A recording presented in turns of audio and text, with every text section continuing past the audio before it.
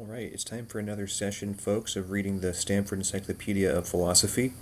This is our final session with the first article that we're going to look at, which is Section 6 of Pacifism, which is as topical as anything, given we're all praying, I hope, that the peace plan works. So let's pacify ourselves with a bit of theory, which always helps to cool the blood, I find, to go back to general principles. And after this, I think we'll go even more theoretical. We might cover the article on war first, actually. They have a twin article in this encyclopedia, or something referenced in this one, but certainly after perhaps some continuation of this stuff that's directly topical to the news, I was going to joke to folks, you might think this is theoretical, but ironically enough, this is applied philosophy.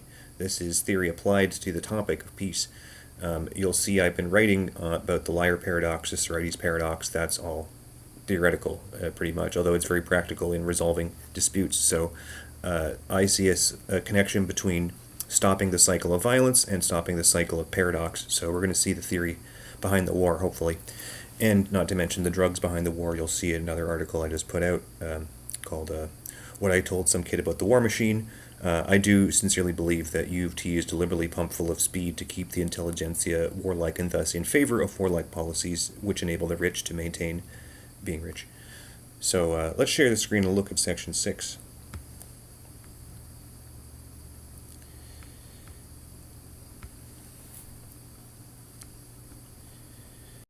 And I'll zoom this in a bit.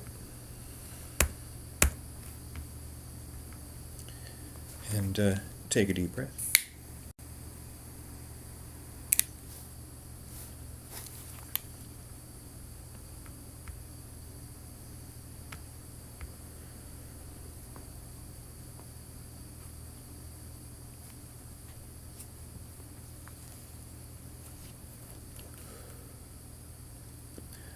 Section 6. Objections to Pacifism and Possible Replies.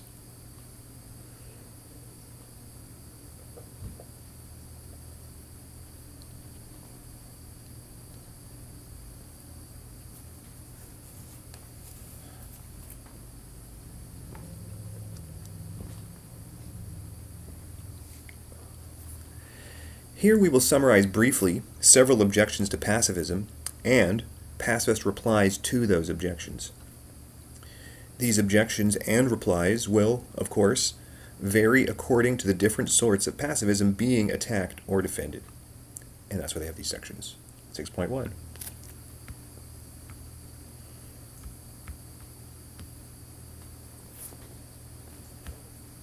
Oh, this is a snarky one. 6.1, pacifism is for cowards, free riders, traitors, and other vicious persons. Oh dear, who wrote this? Is that a Karen, or am I thinking of a different trope? Oh, this is like the type of terrible response I got on Facebook. 'Cause this is funny. You could say that, oh, this literature is straw manning this objection, but no, people talk like this, unfortunately, not the authors of this article. So it's funny to see it, so to speak, in their writing, because they wrote the title. But Section 6.1, pacifism is for cowards, free riders, traitors, and other vicious persons. Are you one of them? Are you, in the audience, one of the vicious persons? Objection. This objection holds that the reason relative already to other the pacifists who are threatening people with awareness of their own violence, right? That psychoanalytic threat that Freud posed, and he had an analysis of World War breaking out. But this objection holds that the reason pacifists advocate nonviolence, the reason, apparently there's one, is that they are afraid of suffering from violence.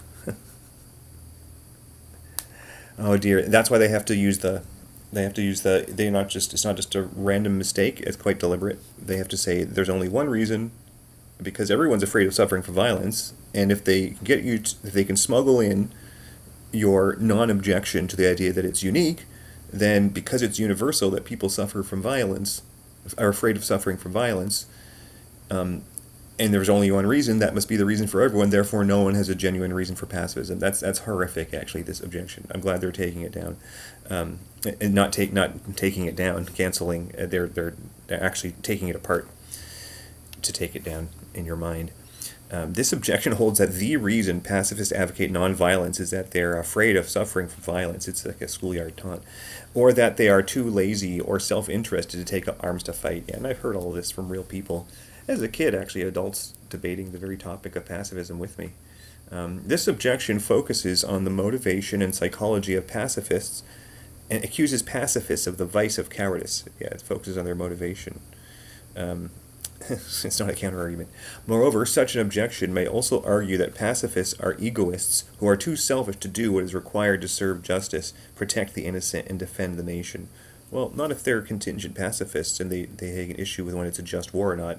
Bertrand Russell is always a good example of that because he was against World War I and in favor of World War II, even though the war he was against was why the second one became necessary, and that's what he said, and he was in prison for objecting to the first one. Contingent pacifism. The free rider objection, like he wasn't a free rider, the free rider objection adds that pacifists benefit from social goods that are produced through military power, while they contribute nothing substantial to the production of these goods.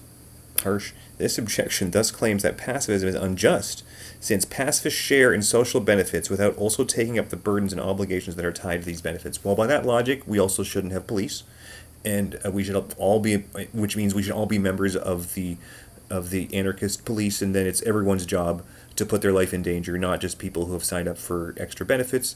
It's not really how it works necessarily with animals. Like, which animal goes first into danger? There's a social structure to that, and look, it's like wage slavery versus business chaos. There's higher risk, higher reward when you're making a percentage of profits versus a flat wage, and it's directly analogous. So this is oversimplified, I guess is what I'm saying. This objection claims that it's unjust. Related to this is the charge that pacifism is unpatriotic and even treasonous. Well, I would not say that Bertrand Russell was being unpatriotic when he objected to the First World War. He doesn't seem unpatriotic at all, to a fault. The concern here is that if pacifists are unwilling to fight to defend the nation, then they effectively betray the nation and help the enemy. As John Narveson once put this, pacifists have too many friends.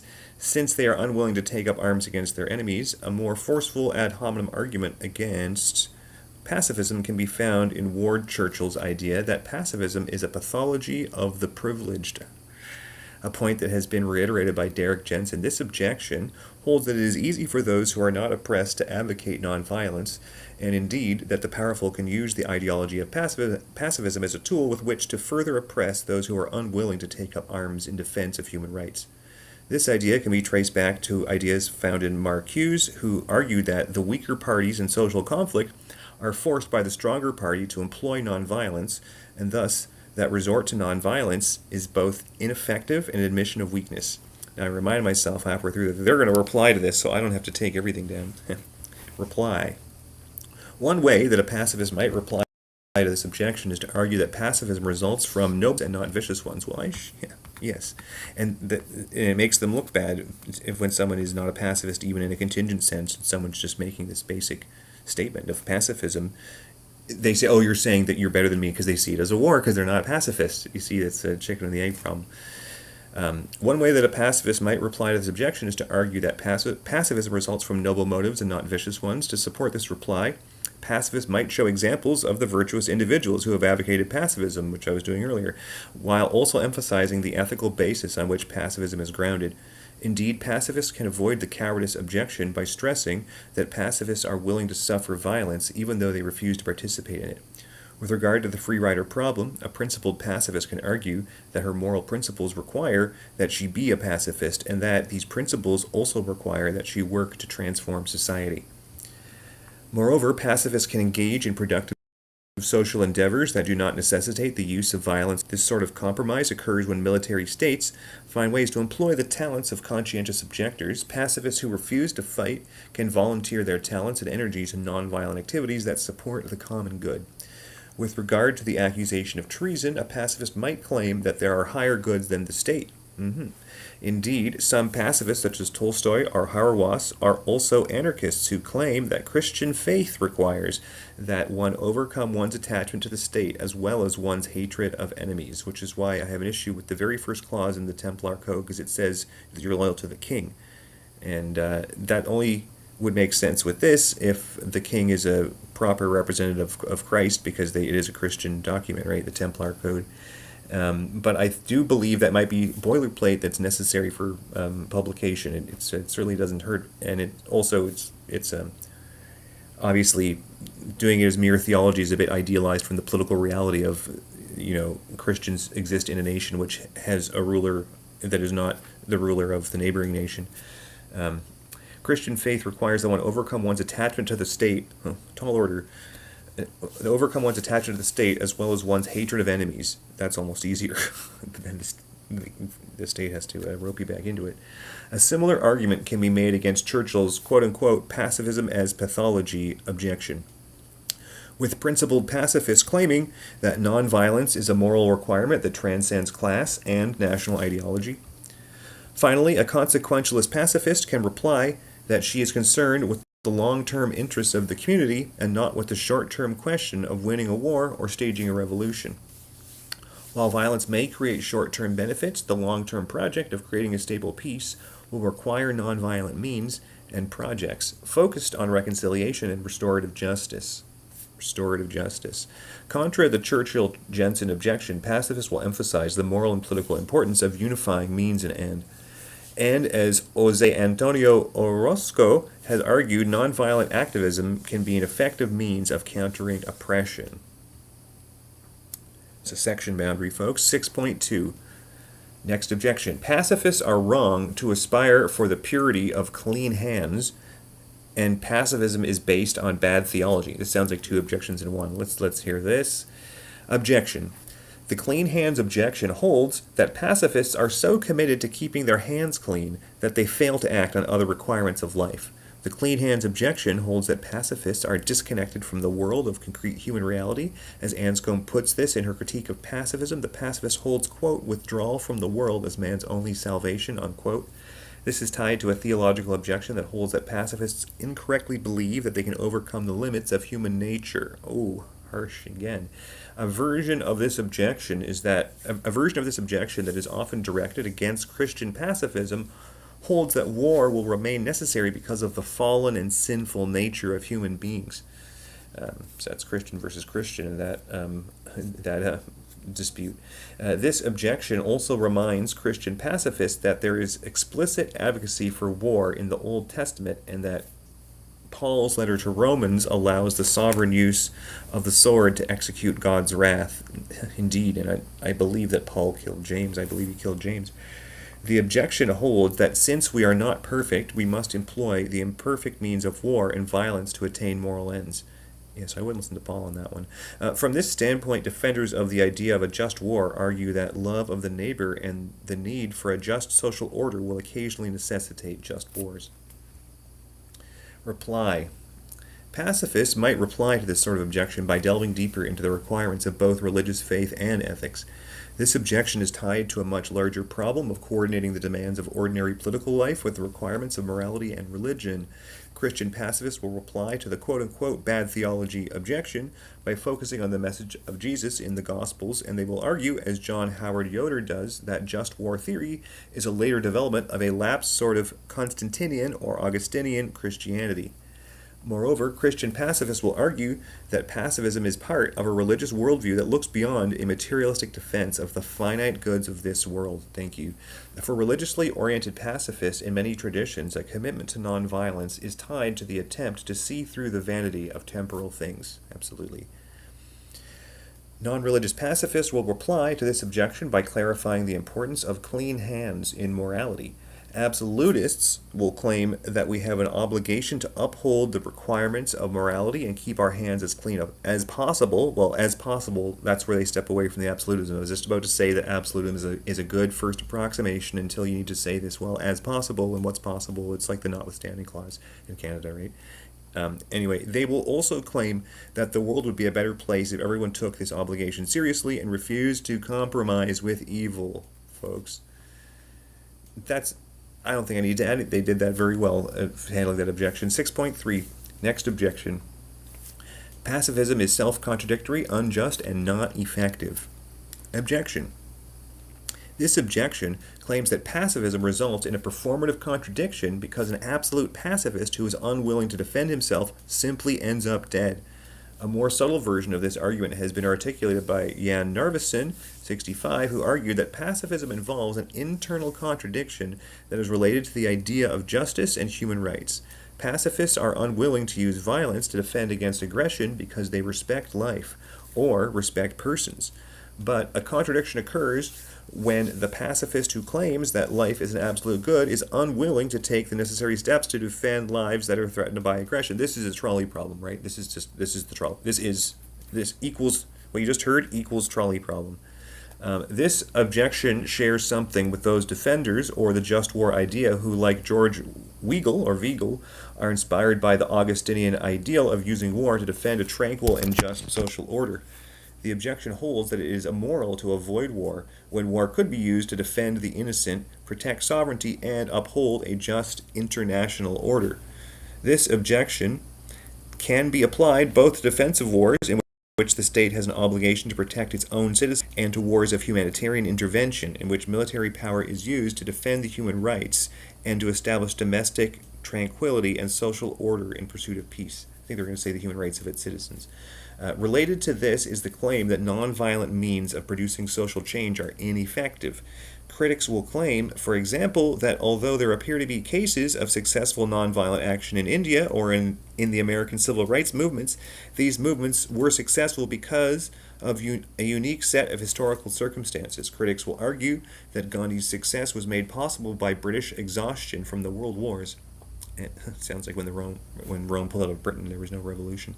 And they will argue that the success of Martin Luther King Jr. was made possible by the threat of violence from radicals such as the Black Panthers. Moreover, critics will argue that Gandhi and King were successful because their opponents were for the most part sympathetic to their cause from the beginning. But such critics will argue that nonviolence will simply not work against Nazis or terrorists, and that those who think so are dangerously deluded.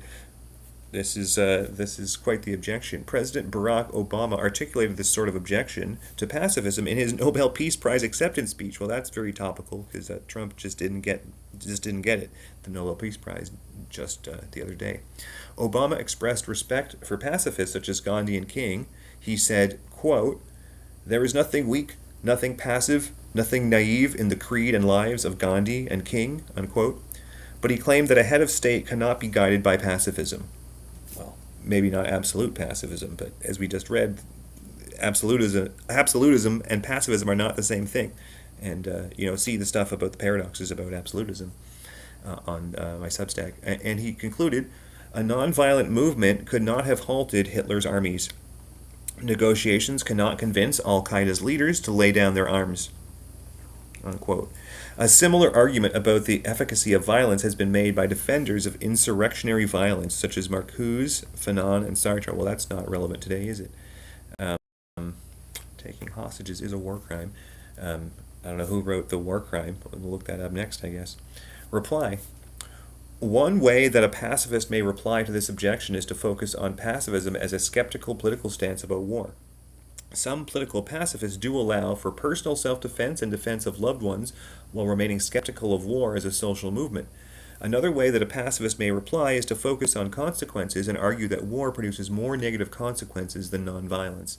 Against Narveson, the pacifist might argue that pacifism is no more contradictory than the idea that we might kill in order to defend life. Deontological pacifists will also reply that while they do value a just and tranquil social order and may even be willing to die in defense of such a just order, their basic principles prohibit them from killing in its defense. A pacifist might further reply to this objection by arguing that the idea that war can be used to defend the innocent is also imprudent and unwise. Pacifists will argue that nonviolent means of defending the just political order are the best means to be employed in practice because they remain consistent with the ideals of justice and order that are to be defended. This claim about the unity of means and ends can be used to argue against the Fanon-Marcuse justification of violence in insurrection by noting a contradiction in revolutionaries using violence to oppose the violence of oppressive states. Well, Is it a contradiction? Is it a tension? A pacifist might add that the history shows that violent revolution often escalates or provokes more oppression. Well, it sounds like victim blaming. With regard to humanitarian intervention, some deontological pacifists will worry that interventions by outsiders will run counter to the national right of self-determination. And more prudentially minded pacifists will worry that humanitarian intervention will produce resistance and an escalation of violence that will undermine the long-term goals of political stabilization, justice, and reconciliation. Finally, the pacifist might also appeal to the tragic element in human life, that we often have to make tragic choices in which there is no genuinely good alternative. When confronted with such tragic conflicts, the pacifist will argue that we should err on the side of peace and take care that we do no harm. The examples of King and Gandhi may in fact require careful historical analysis, and different historical circumstances will require different sorts of nonviolent action. But for the pacifist, history shows us the horror of war, and the success of Gandhi and King reminds us that there is an alternative. Finally, a pacifist might also point out that the long-term goal of a transformation beyond war is shared by a variety of people, including those who are reluctant to call themselves pacifists. As Obama pointed out in his Nobel Peace Prize, in his Nobel Peace Prize speech, even if the war may be necessary, it is also, quote, at some level, an expression of human folly, unquote. You have to pause when you quote Obama. Pacifists usually deny that war is necessary, but they agree that war is usually of human folly. Let's just motor through these. I think people get the basic point here. I hope that what I take to my basic takeaway this far into the article, we're almost at the end, over these sessions, is that contingent pacifism is the answer, because of course it's contingent. It's also with forgiveness, there's this conflation between unconditional love and contingent pacifism, and with these two, unconditional love and conditional forgiveness, like with Erica Kirk forgiving the shooter. In that case, I would say that the bug has not been fixed, and it defeats the purpose of forgiveness. It's like saying that your code passed a test and it didn't. Your code does not improve if you fake the unit tests. So think about that from a test-driven development standpoint. Sin, repentance for sin is a form of test. They say God's testing you. They also say we're testing the code in software development. So moral development has to come from passing tests, and that's why there is conditionality in forgiveness. And you might say that until someone is forgiven, that in a sense is not peace. So it is contingent pacifism, and that's the process of fixing bugs. There's no way to correct the code, the moral code of society, without contingency. In some kind, certainly without contingency, and absolute pacifism doesn't even have contingency, let alone talking about the pacifism part. So 6.4, pacifism is unscientific, apolitical, and unhistoric. Objection. This objection is often implicit in the work of scholars in international relations and politics, who do not take pacifism seriously as possible political commitment. Sometimes this depends upon a narrow definition of pacifism. Howe suggests, for example, that pacifism remains an extreme minority position even though nonviolence is widely accepted. His point depends upon viewing pacifism as a political ideology similar to fascism or liberalism. Howe maintains that it is not the case that large numbers of people have ever adopted pacifist principles, which makes it unsuitable as an explanatory theory of political action and organization. Similarly, Kusterman and co-authors claim that, quote, committed pacifism remains a minority position, unquote. Jackson has explained further that pacifism and nonviolence have been dismissed and even, quote-unquote, subjugated in the field of international relations. Oh dear, I can believe it. It's what I've seen in the rest of academia. Jackson also maintains that many scholars in international relations consider pacifism to be, quote, unscientific, naive, and of limited relevance, unquote.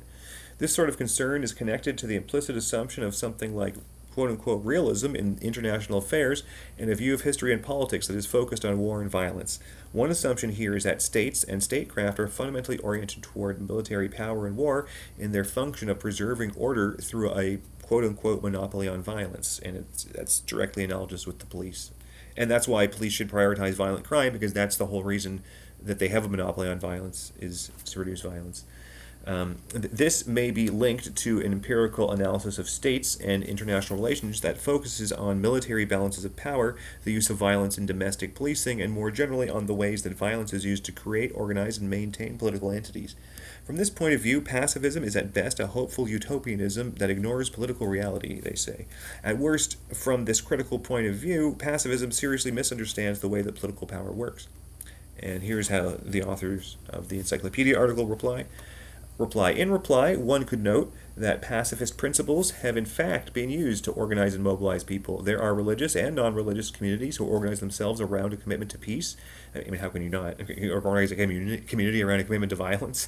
I don't want to go there. And who are efficacious in political life despite or because of their commitment to pacifism. Sometimes this results in separatism, as when pacifist communities opt out of mainstream politics, the Amish, for example. Furthermore, nonviolent movements are able to mobilize political power. The basis for this claim can be grounded in the historical efficacy of nonviolent liberation movements, such as that of Gandhi or King. There is a growing body of scientific studies that focus on nonviolence and its political efficacy in a wide range of cases. See Ackerman and Duval, Chenoweth and Steffen, and Hallward and Norman. Indeed, following the work of these authors as well as Howes, Jackson, Attack, and others, one could argue that there is growing interest in the empirical study of nonviolence and its efficacy. Of interest here is the question of whether the strategic use of nonviolence is in fact pacifism. Okay, this question returns us to the question with which this article began, about how we define pacifism and nonviolence. Finally, in reply, one could suggest, as Jackson has, that a major virtue of pacifism is that it is not focused on a quote-unquote top-down or quote-unquote state-centric conception of power that takes violence for granted as the focal point of political power. A pacifist conception of power is not focused on physical strength and superiority. Rather, pacifists tend to hold that might does not make right, that's anarchism, and power relies upon a more positive set of virtues such as truth, compassion, justice, and peacefulness. Well, I hope, at the very least, in addition to hoping for peace, as I hope you all do, that you see the connections logically between pacifism and also anarchism and Christianity, because anarchism is often seen as contrary to those two, but that's actually, let's call it a blood libel against anarchism, even though the original coiner of the term, not the original anarchist, because Socrates and Jesus were anarchists, as we've seen clearly here that Christ is an anarchist. That was part of why the original coiner, that's why Proudhon coined it that way. It was partly a play on Christ, but also denial of power. And Proudhon, in his French way, pardon me, had his way of writing paradoxical writing. You know, I'm more versed in the English philosophy, but he had this way in his French writing of deliberately playing with you with a kind of contradiction. So anarchism contains those kinds of not outright logical contradictions with explosion, but tensions that you can call contradictions. And that was exploited by its critics, the war machine, because the great irony is that although some anarchists have been contingent pacifists in an extreme way, where they believe in maybe pretty extreme acts, like Emma Goldman was part of an assassination that I don't support, despite supporting people reading Emma Goldman's writing. I do not support. I don't mean McKinley. She was blamed for the assassination of McKinley, and that's why she was deported from America. There's a plaque with her name on it on Spadina, so they didn't take that down. But maybe when America takes over, they'll take down the Emma Goldman plaque, because they did deport her, because the guy who shot McKinley claimed that Emma Goldman inspired him to do it, and she denied it, but he'd been to one of her speeches once. So be careful. You don't want too many people at your speeches, or you'll be accused of the next assassination and deported from America if you're not born there. You don't go to America, but come on. Apologies if you're in there. Anarchism got strawmanned, even though there were these very violent instances, as chaos and violence, when it was actually opposition to what was seen as greater violence. And you can say that was wrong, and I don't support that tactic at all. But you can see why this is relevant to both. And you'll also see last night I did a very first time testing out the voice section of ChatGPT, and I really stress tested the theory that Donald Trump killed Charlie Kirk, and it really couldn't disprove it. So now it's your job to look up Trump killed Charlie Kirk, prove me wrong, and prove me wrong. Peace.